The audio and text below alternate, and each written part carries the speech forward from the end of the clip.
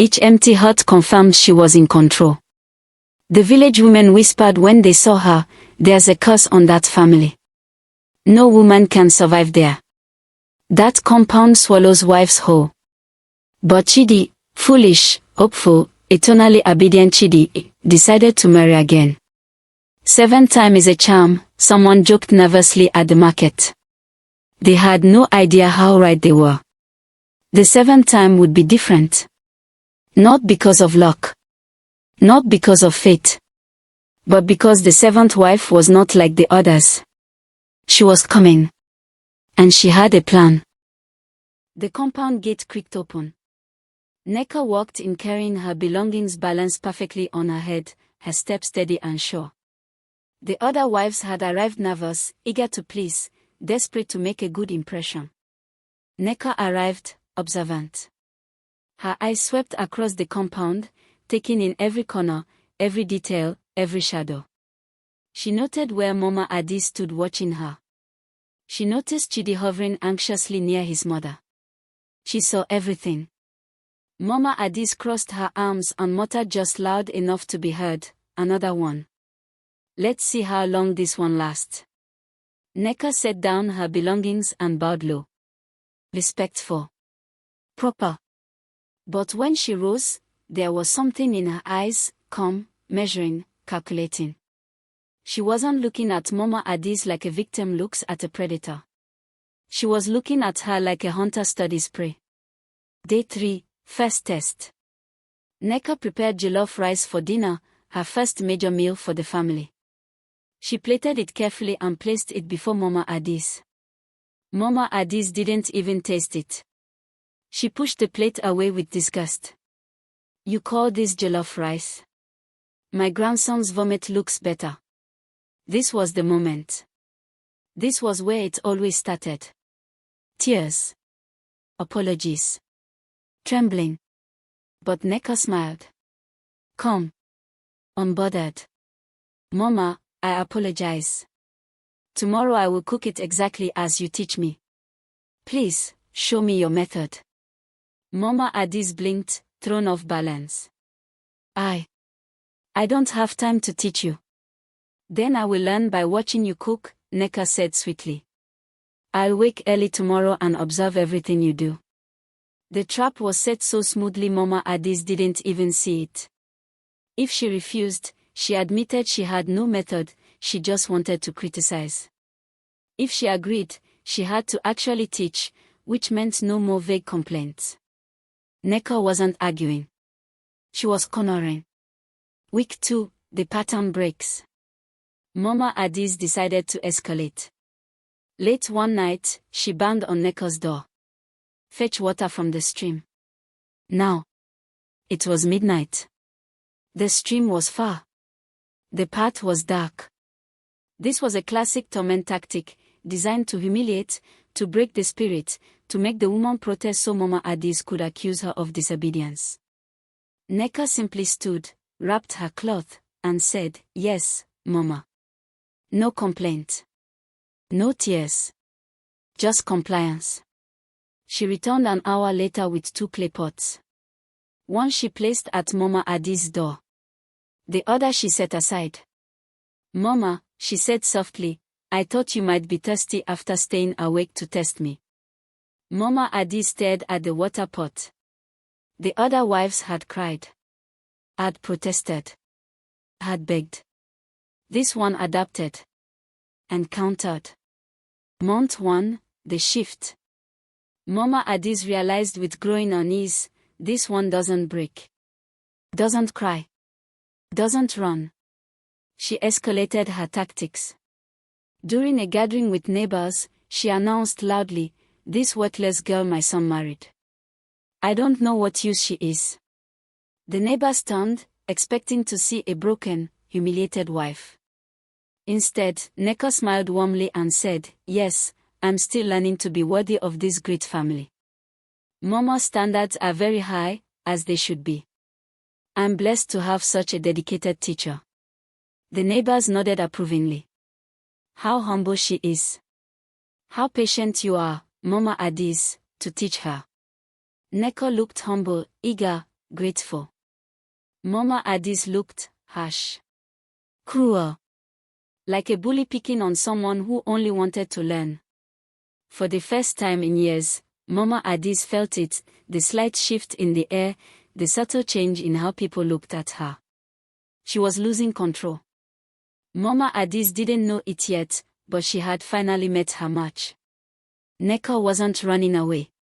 She was settling in. Building alliances. Studying her enemy. And she had a plan. Month 2, the real game begins. Nneka started carrying a small notebook. She wrote in it every evening. Chidi noticed. "What are you writing?" Nneka smiled up at him, innocent and sweet. "Your mother is so wise, so experienced. I'm writing down everything she teaches me, every correction, every lesson, so I can be exactly like her someday." Chidi beamed with pride. "See, mother. Finally, a wife who respects you. Who wants to learn from you." Mama Adaeze should have been pleased. But something about the way Nneka looked at her while writing made her skin prickle. Voiceover, Nneka's internal thoughts. "Yes. I'm learning. Learning every cruel thing you do. Every tactic. Every weapon. Soon, very soon, you'll understand exactly how it feels." The hunter had finished studying her prey. Now the real game would begin. Month 3 arrived like a storm gathering on the horizon. Nneka had spent weeks talking to the village elders, asking about Mama Adaeze's childhood. She learned about her favorite foods, her memories, her losses. And then she learned to cook ofensola, white soup, exactly the way Mama Adaeze's mother used to make it. The aroma filled the compound one evening. Mama Adaeze emerged from her hut, drawn by the familiar scent that carried her back decades. "Is that ofensola?" Nneka smiled. "Yes, Mama. The elders taught me how you loved it as a child." Mama Adaeze tasted it. Her eyes softened, a rare, genuine moment. "It's just like my mother's. Finally, someone cares enough to learn what I love." For 3 days, Nneka made it perfectly. Mama Adaeze praised it every time. Then on the 4th day, Nneka served the soup and said, "Mama, taste this and tell me if the seasoning is right." Mama Adaeze tasted it eagerly. "It's perfect. Just like always." Nneka's face filled with innocent confusion. "Oh, but Mama, I didn't add the Adaeze leaves yet. You said it was perfect, but it's incomplete. How can you praise food that isn't finished? Did you really taste it, or were you just being polite?" The question hung in the air like smoke. Mama Adaeze opened her mouth. Closed it. She couldn't admit she hadn't really been paying attention. She couldn't get angry without looking foolish. After all, she had just praised incomplete food. She had been caught in her own game. Later that week, Nneka served dinner. Mama Adaeze found it too salty and sent it back with her usual sharpness. Nneka remade it without complaint. The second version was deliberately bland, almost no salt at all. Mama Adaeze took one bite. "There's no salt in this." Nneka tilted her head, genuinely confused. "But Mama, last time you said I used too much salt. So I reduced it. Should I add more? Or less? I'm confused about what you want." She said it so innocently, so honestly, that Mama Adaeze couldn't explode without looking unreasonable. Nneka was forcing her to communicate clearly instead of just criticizing. For someone who had ruled through vagueness and impossible standards, it was maddening. Every meal became a trap where Mama Adaeze had to actually explain what she wanted, or admit she just wanted to complain. The food weapon, once Mama Adaeze's favorite tool of torment, had been turned against her. The village gathered for a community meeting to discuss the upcoming harvest festival. Mama Adaeze sat prominently, as always, ready to command attention and respect. She began speaking about family matters, then casually mentioned, "This girl I'm training. Before she could launch into criticism, Neko's voice rang out, bright and grateful. "Oh, Mama, please tell everyone how patient you are with me. Yesterday I made a mistake with the soup, I know, another one, and Mama was so kind. She only corrected me 3 times. In the past, I heard she would correct mistakes 5 or 6 times. She's becoming gentler in her old age." The crowd murmured warmly, "How patient Mama Adaeze is. What a dedicated teacher." Mama Adaeze's jaw tightened. She tried to twist it. "Well, I have to be patient because she makes so many mistakes." But Neka jumped in with perfect, enthusiastic innocence. "Yes. Exactly. Mama is teaching me everything from the beginning, just like she had to learn when she was young. She says I remind her of herself back then, still learning, still growing, still making mistakes." The comparison landed like a stone in still water. Mama Adaeze, compared to a clumsy beginner. In front of the entire village. She couldn't deny it without admitting she'd never actually said that, making her look like a liar. She couldn't confirm it without accepting the humiliating comparison. The villagers smiled at Neko's humility. They nodded at Mama Adaeze's patience. But Mama Adaeze saw it in their eyes, the subtle shift. They weren't seeing her as powerful anymore. They were seeing her as old. As harsh, with a sweet, humble girl who only wanted to learn. Neka had trapped her in public kindness, and there was no escape. Neka began visiting other compounds, helping women with their chores, listening to their problems, offering advice. Within weeks, she was beloved throughout the village. Then she had an idea. "Mama," she said one morning, "you have so much wisdom about marriage and family. The village women would benefit from learning from you. May I invite them here for regular sessions?" Mama Adaeze, flattered despite herself, agreed. Soon, groups of women gathered at the compound weekly. They sat in circles, listening, watching. Now Mama Adaeze couldn't explode at Neka in private, there were always witnesses. She couldn't knock over pots or scream insults without a dozen eyes seeing her cruelty. The isolation tactic she had used to trap 6 wives had been reversed. Now she was the one surrounded, watched, judged. Meanwhile, Neka worked on Chidi with surgical precision. "Your mother works so hard," she said one evening, her voice full of concern. "She's up at dawn, supervising everything, checking everyone's work. She does all the washing supervision, all the cooking oversight.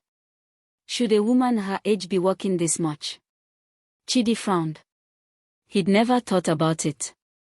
"Maybe she's tired," Neka continued gently. "Maybe that's why she gets frustrated so easily. Age makes us all more sensitive, more easily upset. It's natural." She was planting seeds, watering them carefully, watching them grow. Is Mama Adaeze harsh because she's cruel?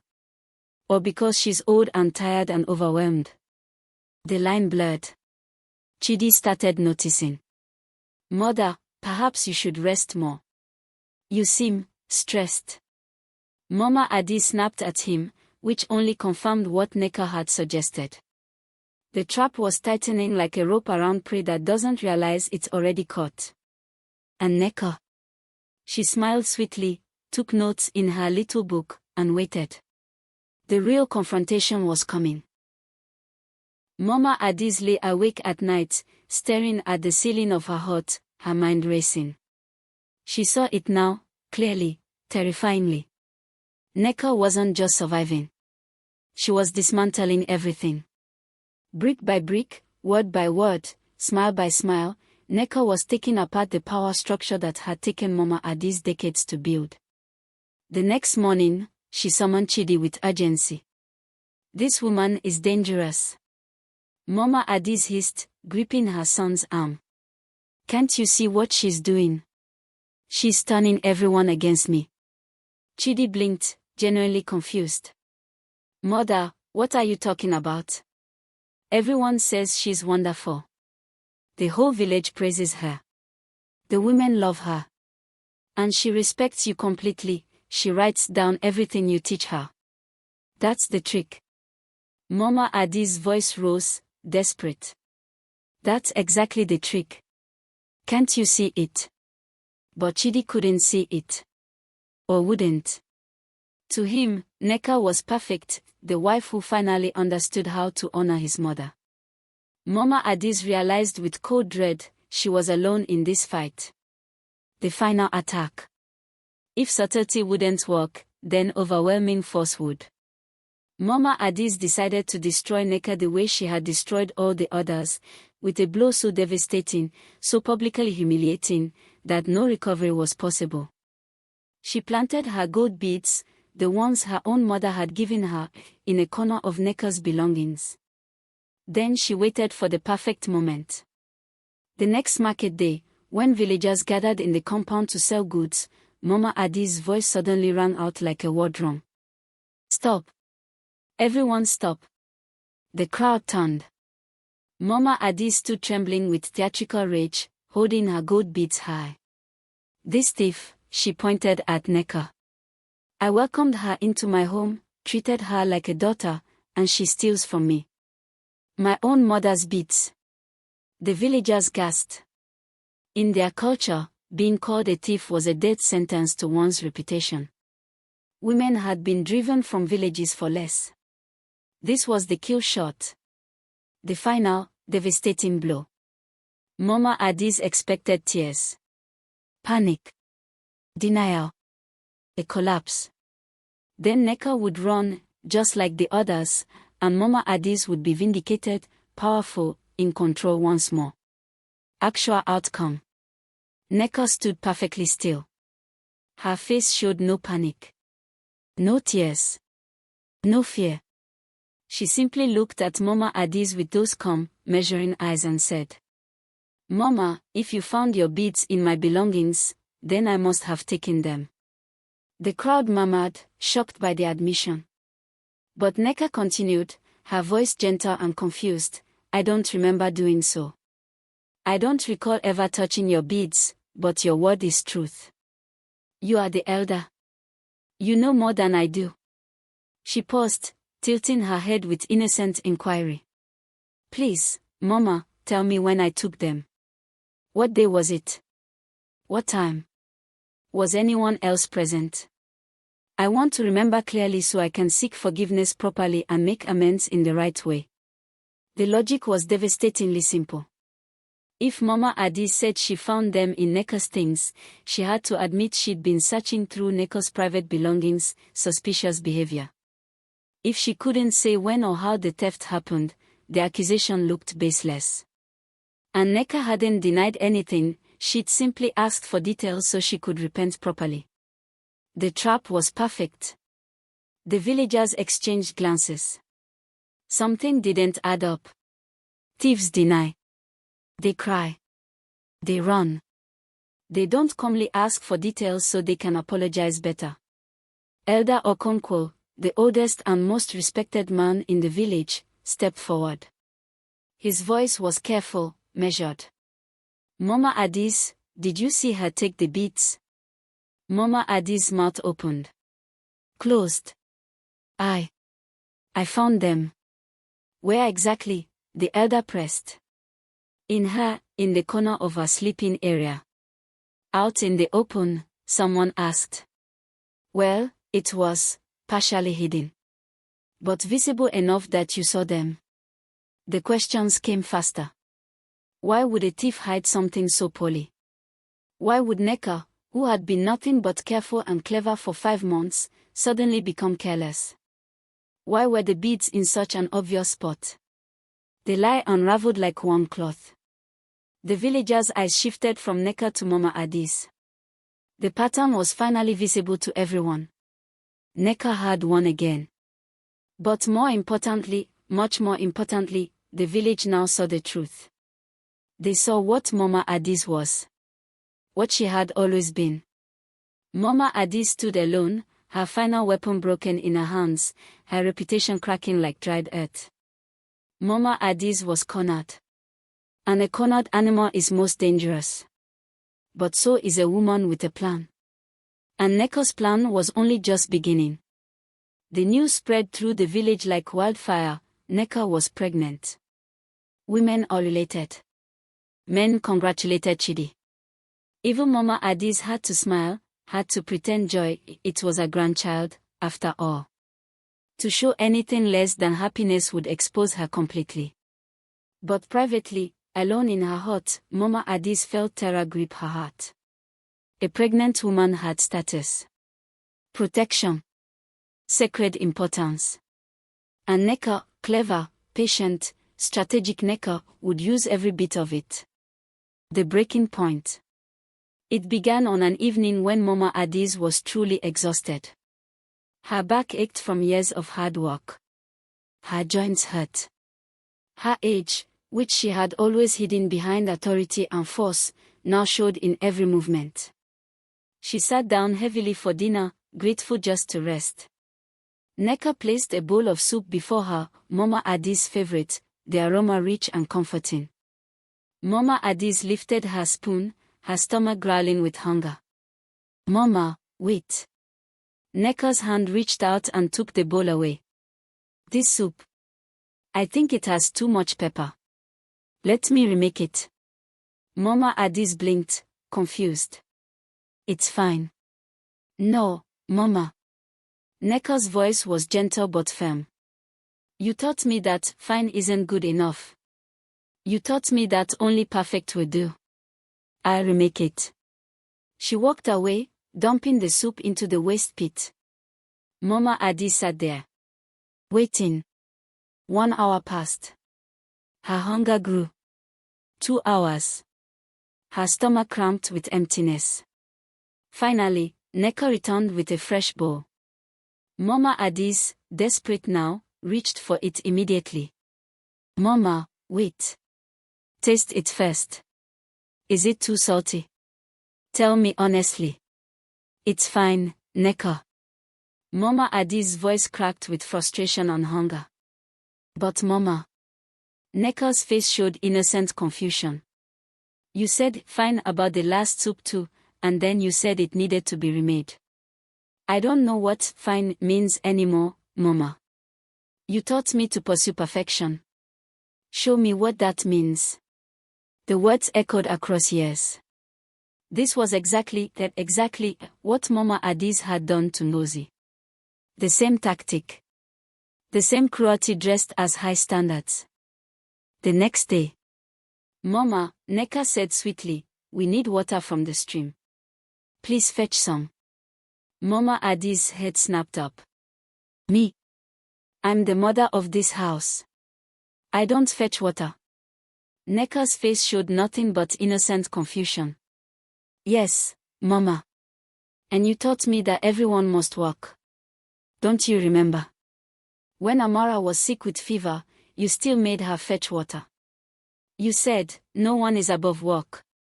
No one is above serving this family. I'm only following your wisdom. The trap was perfect. If Mama Adaeze refused, she contradicted her own teachings. If she went, she admitted those teachings applied to her too. Mama Adaeze went, fury burning in her chest with every step. The following week, Neko began the full pattern. Every tactic Mama Adaeze had used on 6 women, now turned back on her with surgical precision.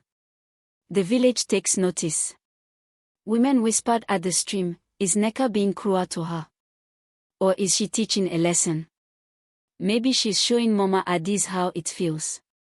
But isn't that wrong too? Is it? Or is it justice? The men watched uncomfortably, unsure whether to intervene.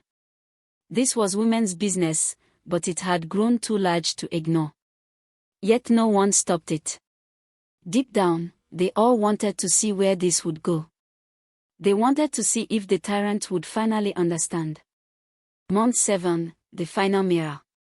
This is the scene we opened with, now with full context. The afternoon sun cast long shadows. The entire village had gathered, drawn by the tension that had been building for weeks. Neko stood in the center of the compound, holding a clay pot above her head. The same pot. The exact same pot Mama Adaeze had used to strike Ngozi years ago. Mama Adaeze knelt before her, hands trembling, tears streaming down her face, something no one thought they would ever witness. Please, Nneka. Please. I'll change. I swear I'll change. Nneka's voice came cold, measured, carrying the weight of 6 broken women and countless acts of cruelty. When Ngozi begged you like this, did you listen? Mama Adaeze sobbed harder. When Chidinma knelt on this ground crying, did you stop? Did you show mercy? I was wrong. Mama Adaeze's voice cracked. I know I was wrong. Do you? Nneka's eyes were hard. Do you really know? Or are you just afraid now that you're the one suffering? Are you sorry for what you did, or sorry that it's happening to you? The crowd held its breath. Children peeked from behind their mothers. Even the wind seemed to pause. Nneka let the moment stretch. Let Mama Adaeze feel every second of terror, of powerlessness, of worthlessness. Then, slowly, carefully, Nneka lowered the pot. She set it down gently. I'm not going to hurt you, Mama. She knelt beside Mama Adaeze, their eyes level now. But I needed you to feel it. Every woman who left this compound felt exactly what you're feeling right now. Powerless. Afraid. Worthless. Small. And you made them feel that way not because they deserved it, but for your own satisfaction. To remind yourself that you had power. Mama Adaeze's sobs shook her entire body. I'm sorry. She whispered. I'm so sorry. Sorry to me. Nneka's voice was gentle now, but unyielding. Or sorry to Ngozi. To Obiageli. To Amara. To Ifeoma. To Adanna. To Chidinma. Each name landed like a hammer strike. Each name represented a woman broken, driven away, destroyed. What you did to them, Nneka continued softly, you did because your mother-in-law did it to you. She hurt you, so you hurt others. You became the monster that hurt you. You continued the cycle of cruelty because that's all you knew. She helped Mama Adaeze to her feet, supporting her weight. And if I become the monster that hurts you, the cycle just continues. Another generation of pain. Another woman who learns that power means cruelty. Another mother-in-law who destroys her daughters-in-law because she was destroyed. Nneka looked at the gathered villagers, then back to Mama Adaeze. I'm breaking the cycle, Mama. Here. Now. Today. The compound was silent except for Mama Adaeze's weeping, not tears of fear anymore, but tears of recognition, of shame, of something that might be the beginning of remorse. The mirror had been held up. And for the first time in decades, Mama Adaeze saw herself clearly. Laughter echoed through Mama Adaeze's compound, real laughter, the kind that comes from joy, not fear. The transformation was complete. Mama Adaeze sat under the great Iroko tree, surrounded by young girls from the village. She was teaching them traditional crafts, how to weave baskets, how to dye cloth with natural colors, how to preserve their culture. One girl fumbled with her weaving, the pattern falling apart in her hands. She froze, eyes wide with fear. The old Mama Adaeze would have snapped. Would have called her stupid. Would have made her start over in shame. The new Mama Adaeze smiled gently. Try again, my child. Everyone learns at their own pace. Even I made mistakes when I was learning. Here, let me show you a trick my mother taught me. The girl's shoulders relaxed. She smiled back. Nearby, Nneka watched, one hand resting on her swollen belly. The baby would come soon. The village gathering. The entire village assembled in the square for the evening meeting. This was where matters of importance were discussed, where wisdom was shared, where the community came together. Elder Okonkwo stood, his white hair catching the firelight. His voice carried the authority of 7 decades. This family has shown us something important. Something we must remember and pass down to our children. Every eye turned to him. Mama Adaeze was not born cruel. Cruelty was taught to her. Her own mother-in-law planted seeds of bitterness in her heart, and those seeds grew into thorns that wounded 6 innocent women. He paused, letting the word settle. She taught cruelty to others because cruelty was all she knew. But Nneka, wise, patient Nneka, showed us that the cycle can be broken. Not with more cruelty, not with revenge, but with wisdom. She held up a mirror and said, "See yourself. Understand what you've become. Choose something better." Mama Adaeze stood then, her legs trembling slightly. The village fell silent. I heard 6 women, her voice was steady but filled with regret. I drove them from their homes. I broke their spirits. I did to them what was done to me, and I told myself it was right. That it was tradition. That it was my place as elder. She looked around at the faces watching her, some sympathetic, some still wary, all listening. That's no excuse. Nothing excuses what I did. But I want other mothers-in-law to hear this. Her voice grew stronger. Your daughters-in-law are not your enemies. They are not threats. They are family. They're the women who will care for your sons, bear your grandchildren, and one day care for you when you're old. She turned to Nneka, who stood beside her now. Treat them as you wish you had been treated. Love them as you wish you had been loved. Break the cycle, as Nneka broke it for me. The village murmured approval. Some women wiped tears from their eyes. For generations, dawn broke over the compound, painting everything gold. Mama Adaeze and Nneka walked together through the morning mist. In Mama Adaeze's arms was Nneka's newborn daughter, wrapped in soft cloth. Both women were smiling, genuine smiles, born of healing and hope. The baby could. Mama Adaeze looked down at her granddaughter with tenderness the village had never seen from her before.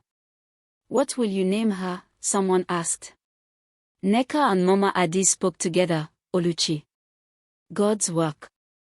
Because this transformation, this healing, this breaking of the cycle, it was more than human effort. It was something sacred. Mothers and fathers, teach your children this truth. Hurt people. But healed people heal people. In-laws are not enemies, they are family. Respect is not demanded through fear, but earned through love and kindness. And when you have power over others, remember this: one day, you may be powerless too. One day, you may be old, tired, dependent. Treat others as you would want to be treated when that day comes.